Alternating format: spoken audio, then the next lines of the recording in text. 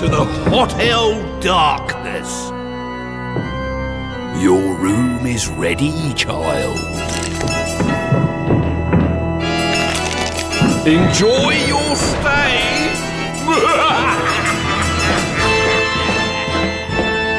People always ask me if I enjoy running the hot hell darkness.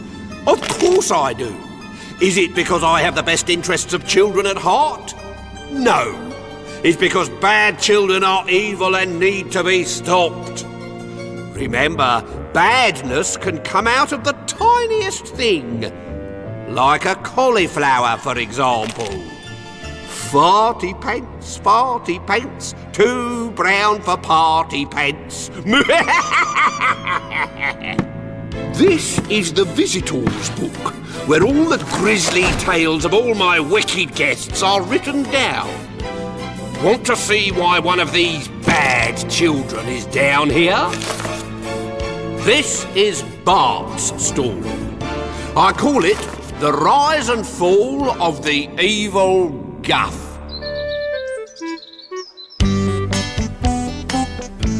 When Bart Thumper refused to eat vegetables, his worried parents tried to big them up in new and interesting ways. Hi, Bart. My name's Yummy. I'm good enough to eat.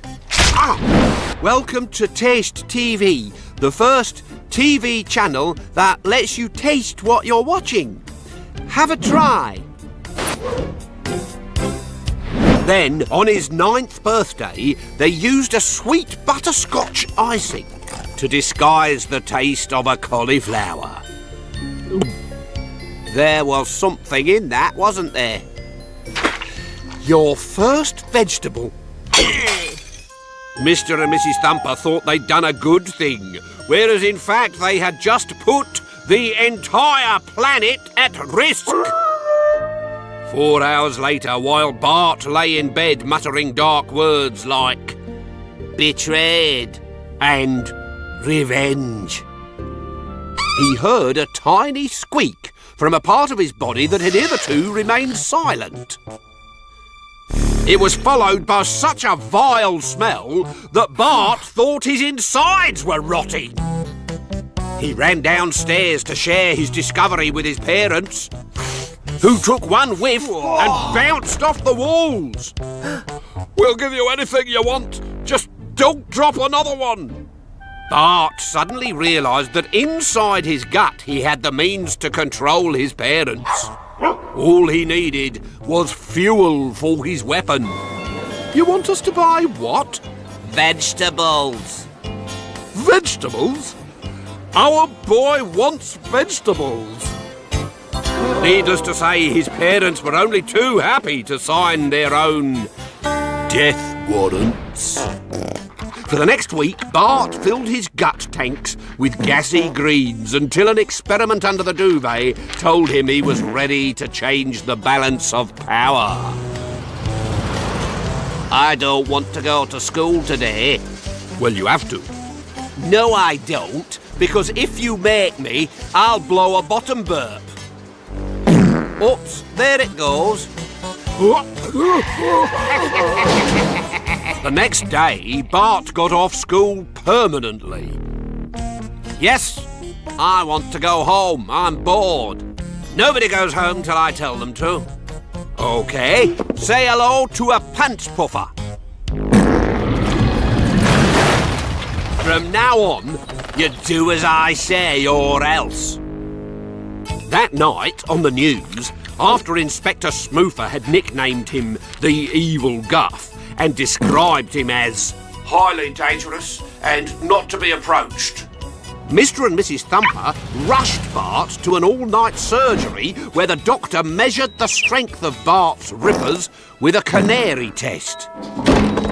Your son is a human stink bomb. He has an enlarged composting mechanism in his stomach which turns vegetables straight into methane. Is there a cure? You could try sewing up his bottom. Alternatively, he has to stop eating vegetables. But I love vegetables! Please, Bart, for the sake of the planet, before your emissions burn an irreversible hole in the ozone layer. When they got home, Mr. and Mrs. Thumper wrapped their son in a heat-sealed nappy and told him which way the wind was blowing. No more vegetables. It's like living with a cow. Which unfortunately gave Bart the idea for an alternative fuel. If vegetables made Bart's flutterblasters smelly, grass added the nuclear factor. As Bart discovered the next morning when he dropped a sly one at the breakfast table and blew his parents halfway to Scotland, where a passing llama truck turned them into pet food. Without parents to stop him, Bart was suddenly free to do what he'd always wanted, which was basically cause chaos. He changed the migrating route of birds, melted roads, and knocked footballers off their perches. As he brought the country to its knees, Parliament called for Bart to be locked up. How? Well, he'll simply huff and puff and blow the walls down. So what are you going to do, Prime Minister? Well, as the Prime Minister, I do, of course, have an excellent policy to hand.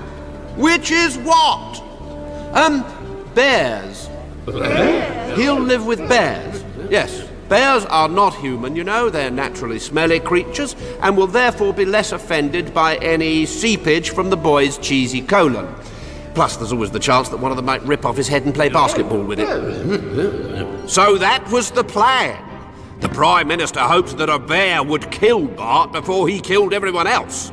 But the truth was that the Prime Minister knew nothing about bears.